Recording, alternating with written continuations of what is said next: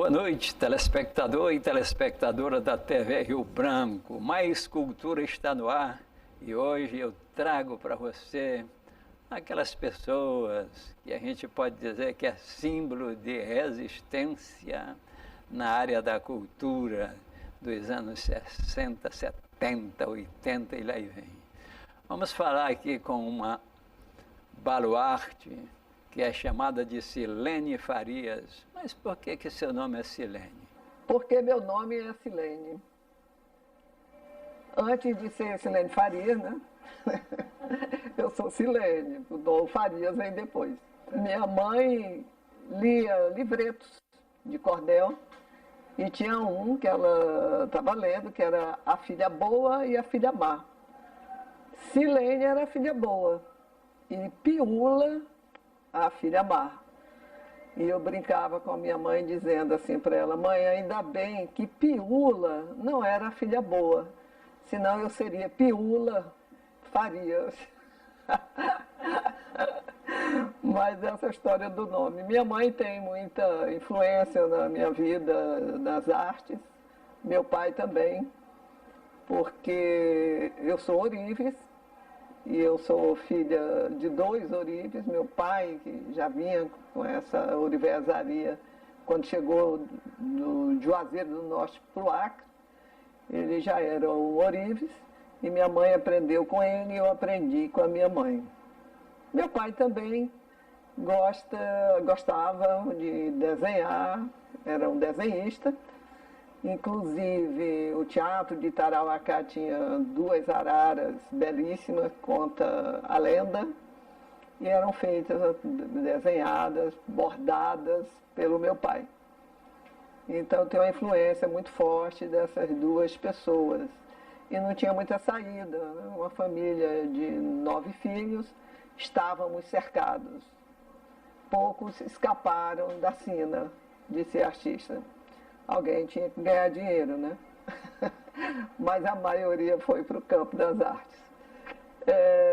E comecei, durante um período de infância, ouvindo minha mãe recitar poemas e ler livros, né? Literatura. Eu e a Eleonora, a gente era vidrada nos livros de história, e a gente ficava repetindo os diálogos, então veio um pouco, acho que a gente já começava a teatralizar ali, naquele momento, né? E fui crescendo, claro, e aí já na universidade, escrevi os primeiros poemas, mas não tinha coragem de mostrar. Nessa época o jornal Rio Branco tinha uma página Contexto Cultural, que Fátima Almeida, Dalmi Ferreira, entre outros, coordenavam essa página, né? Clodomir Monteiro, isso, ele, claro, Fátima Almeida era uma discípula de Clodomir, mas ela que era meu link, né? E Fátima Almeida viu o meu poema, que era um poema autobiográfico, e gostou, e foi o primeiro poema meu que foi divulgado nas páginas do jornal Rio Branco. Eu fiquei estarrecida, não acreditava naquilo, né? Que um poema enorme, escrito bem grande, meu pai é de lá, minha mãe é de cá, era uma referência com o Ceará e com o Tarauacá.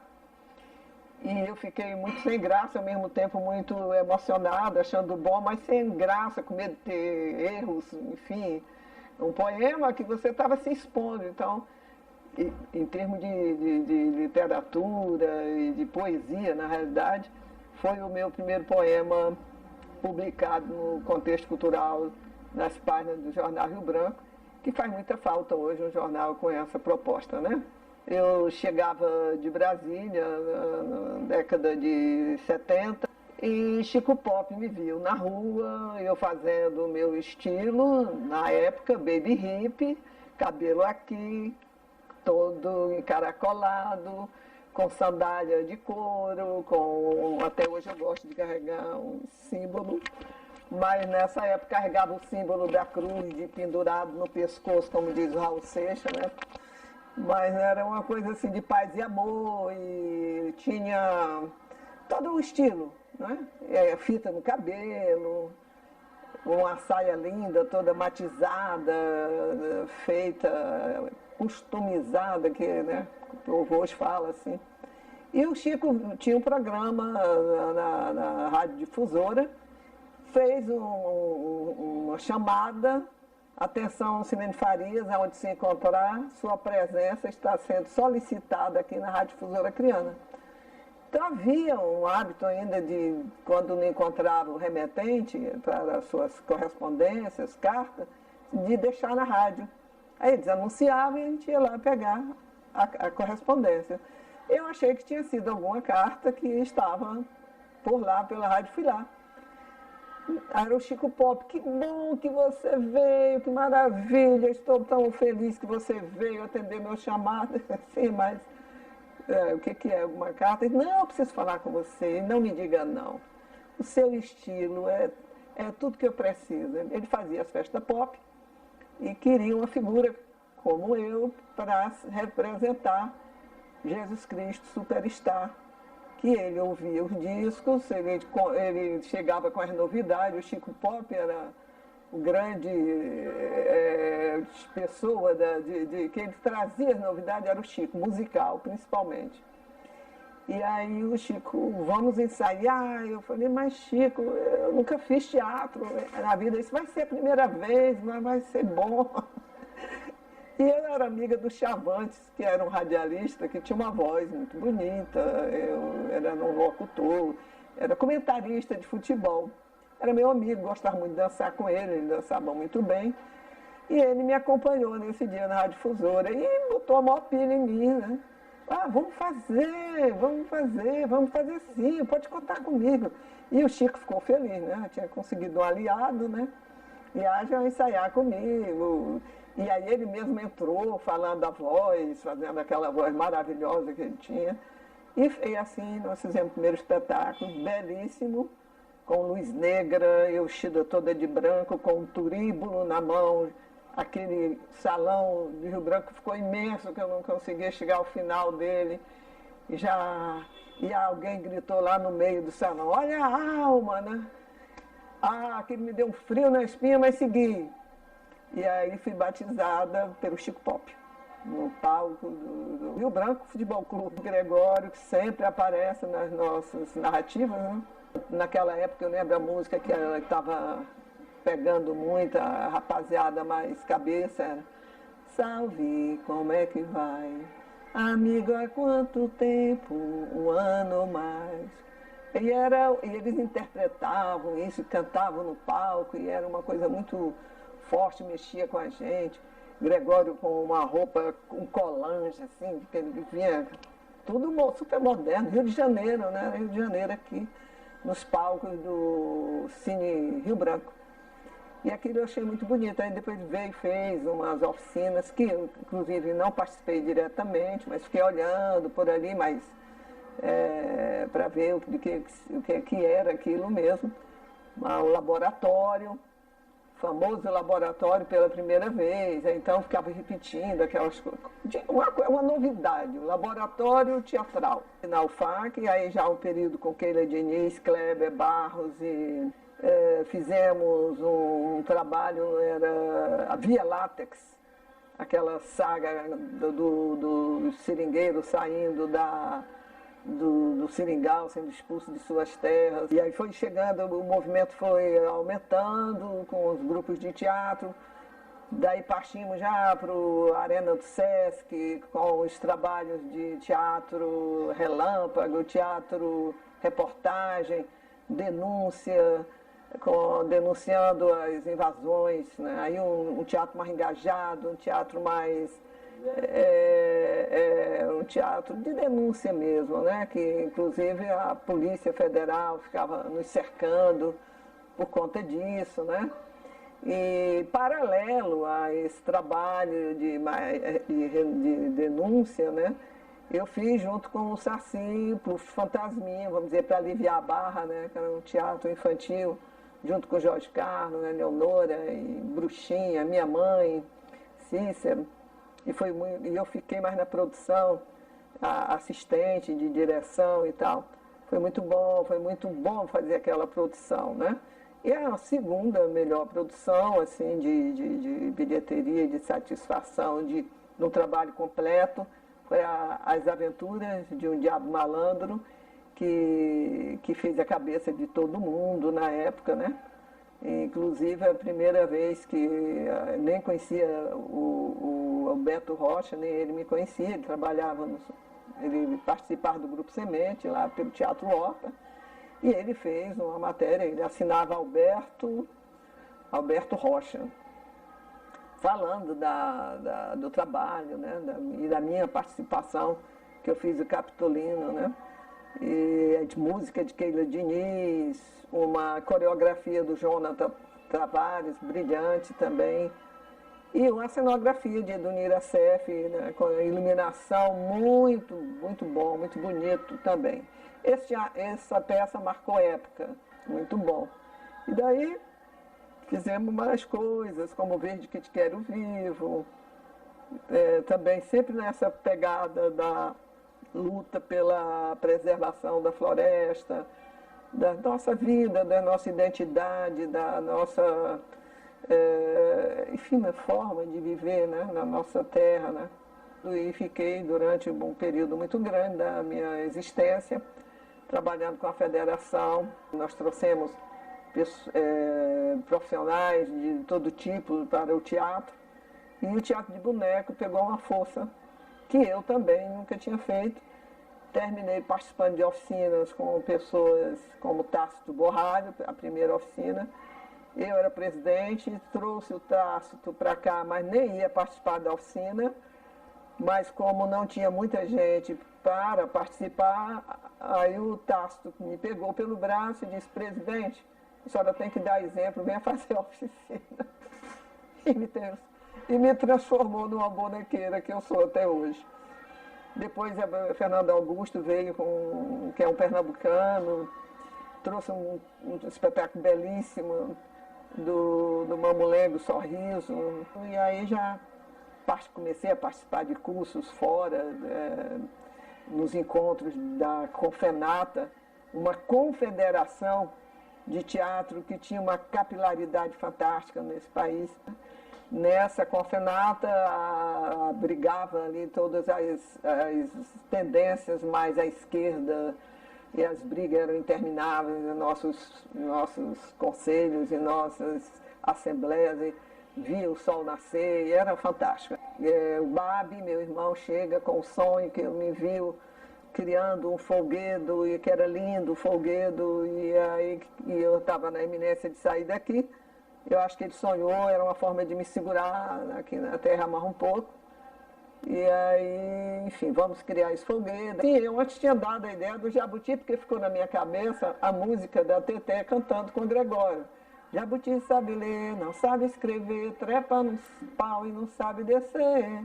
Eu falei, isso tem um apelo cultural, popular muito forte, e aí o animal é interessante.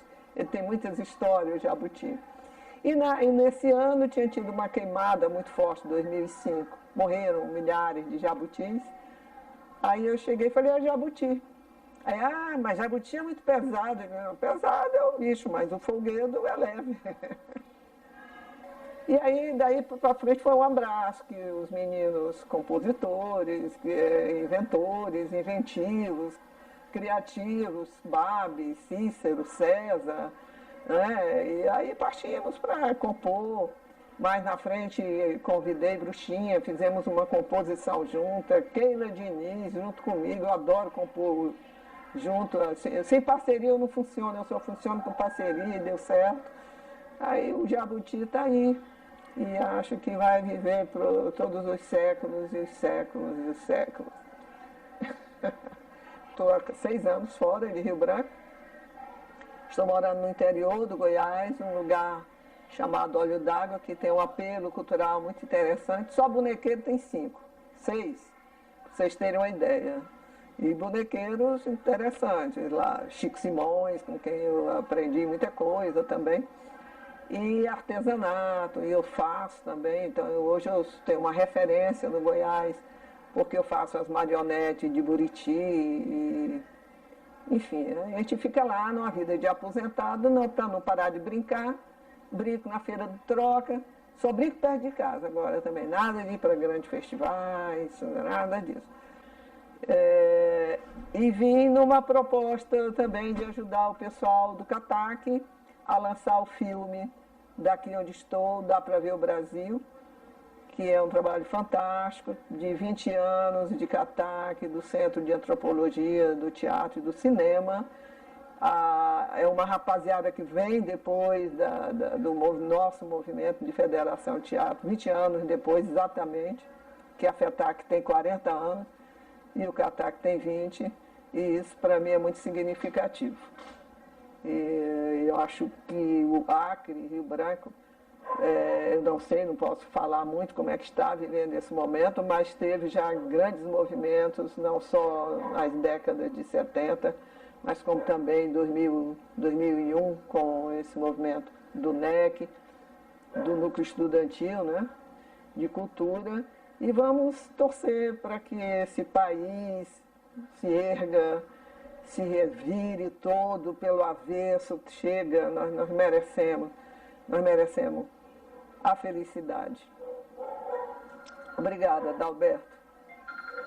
A Casa de Portugal e da Lusofonia Acreana realizou uma atividade cultural no Memorial dos Autonomistas, visando estabelecer um traço cultural que existe entre os falantes da língua portuguesa em 4 continentes, conforme explica o seu presidente, o escritor Manuel Fonseca. Os objetivos foram atingidos porque cada vez que a gente tem 100, 200 ou 250 pessoas que vêm visitar a exposição, são 250 pessoas que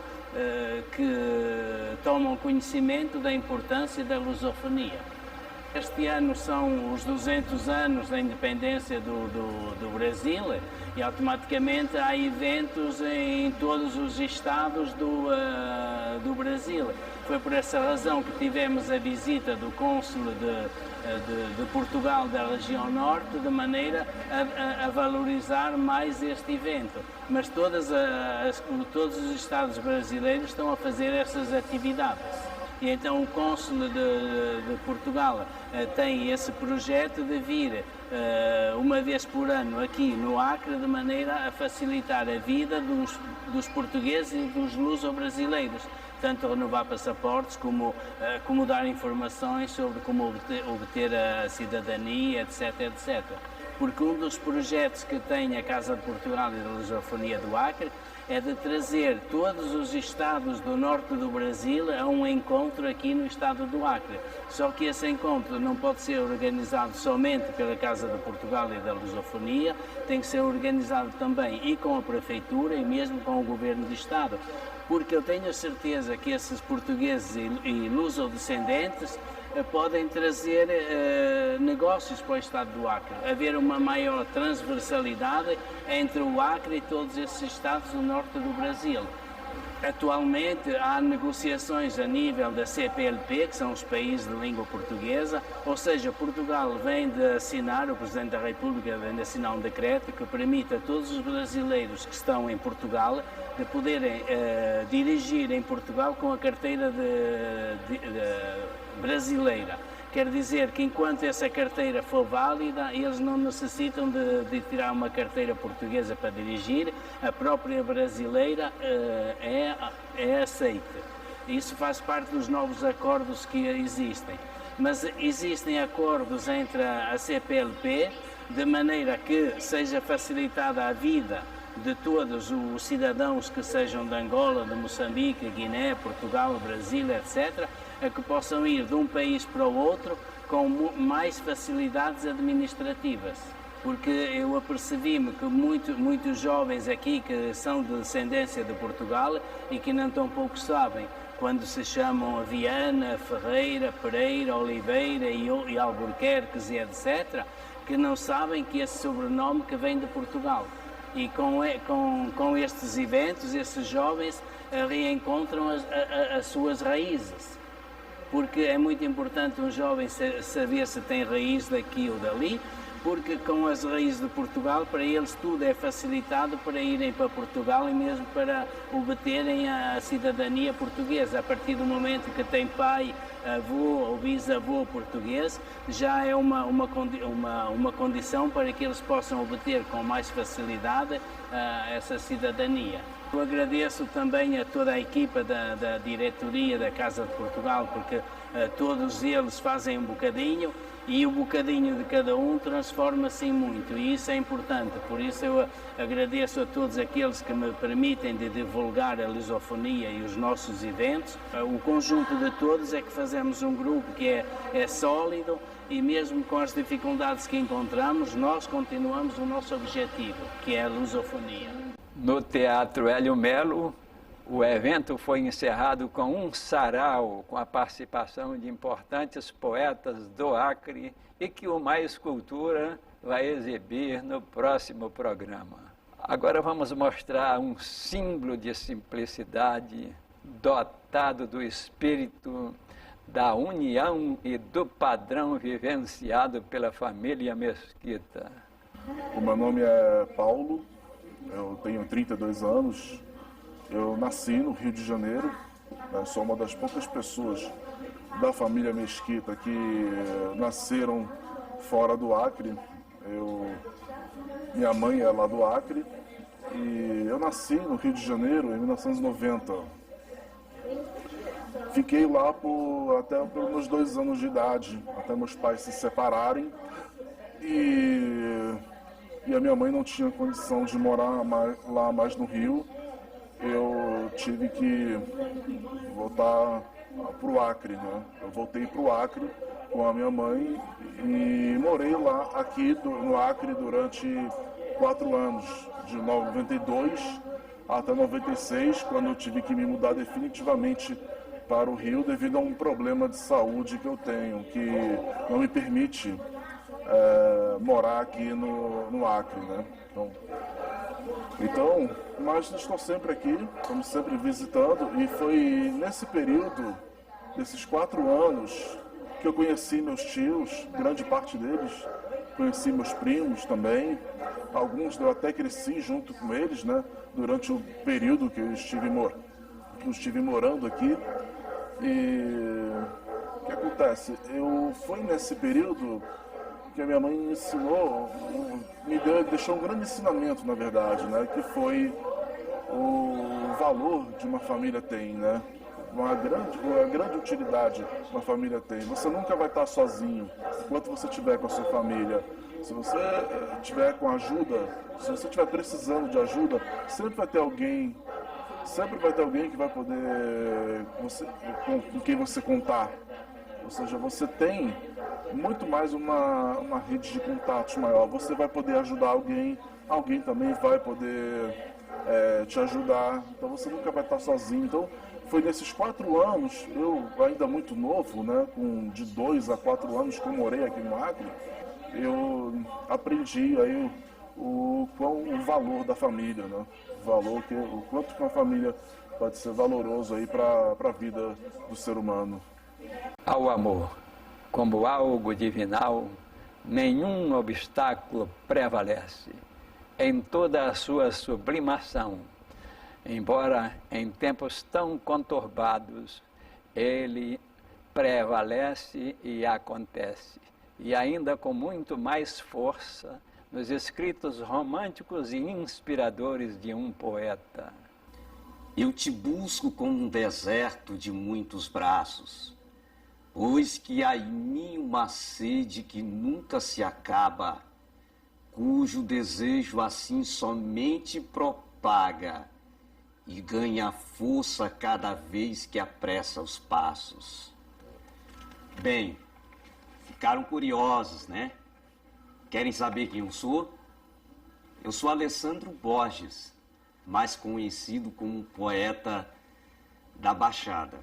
E é uma alegria poder estar interagindo aqui com vocês. Sou escritor de 6 livros. E agora estarei lançando no dia 23, na Biblioteca Pública Estadual de Rio Branco, às 19 horas, o meu 7º livro, intitulado Um Ser que Te Ama. Inclusive, este poema que eu declamei agora há pouco, ou seja, essa quadra do poema que eu declamei agora há pouco, faz parte deste meu novo livro. Quer saber o conteúdo do livro? Bem, o conteúdo do livro, ele é composto do eu lírico.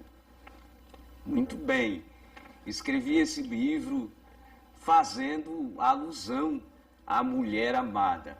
Portanto, esse livro é um cântico de amor à mulher amada. A gente sabe que o índice de violência contra as mulheres tem crescido de forma exacerbada. Então, esse livro, ele é também um grito, né, de não à violência para com as mulheres. E isso mesmo, dia 23 agora, no próximo sábado, eu estarei lançando esta coletânea de poemas românticos. E eu gostaria de fazer um convite especial para você, você que é leitor do poeta Alessandro Borges, você que gosta do nosso trabalho, eu te convido a nos prestigiar nessa grandiosa noite do lançamento, onde nós iremos fazer uma programação cultural voltada para o lançamento do livro Um Ser que Te Ama. Um abraço a todos e espero você na noite de lançamento do livro que promete arrebatar os corações dos enamorados. Um abraço. A cidade de Porto Acre deveria transformar-se no maior polo turístico da região. Isto porque foi lá que aconteceram todas as insurreições acreanas. A primeira comandada por José Carvalho, que expulsou os bolivianos e o governo brasileiro achou por bem devolver à Bolívia. A segunda, a revolta dos poetas. Eles sequestraram uma fragata boliviana no porto de Manaus, armados rumaram para Porto Acre para expulsá-los. Não resistiu ao fogo e fracassou. A terceira foi instituída pelo espanhol Luís Galvez, que instituiu em 14 de julho de 1899 a República Independente do Acre. Criou a Constituição, a nossa primeira bandeira, o nosso brasão, instituiu ministérios, sistemas de educação e de saúde. O que é que aconteceu? O governo brasileiro expulsou. Foi esse espanhol, Luís Galvez, quem conseguiu sensibilizar a classe política brasileira quanto às questões acreanas. Ele denunciou o famigerado Bolivian Syndicate, que entregava o Acre por tempo indeterminado a um consórcio capitalista formado por Estados Unidos, Inglaterra e Alemanha. Foi de Porto Acre que saíram todas as estratégias de guerra e as principais lideranças sob o comando de José Plácido de Castro, principalmente no Seringal Bom Destino e Seringal Caquetá, de propriedade de Joaquim Vitor. Dessa forma, o gaúcho Plácido de Castro comandou diversos seringalistas e seringueiros e partiu para a guerra contra a Bolívia para que o Acre seja o que é hoje. A Confraria da Revolução Acreana, uma instituição formada por historiadores e outras pessoas interessadas, reuniu mais de uma dúzia de vezes com lideranças do município de Porto Acre. Nesse momento aqui, a gente resgatar a memória da Revolução Acreana. E principalmente esse povo aqui de Porto Acre, eles estão com muita vontade de contar o que eles sabem. Por que a gente está sempre pegando a história para justificar a política no presente? Quando nós reunimos a primeira vez, e eu me lembro que eu escrevi uma matéria na época. O acreano tem memória? é a ignorância dos nossos alunos quanto à história do Acre. E se a gente não contagiar isso dentro das nossas escolas, a gente perde.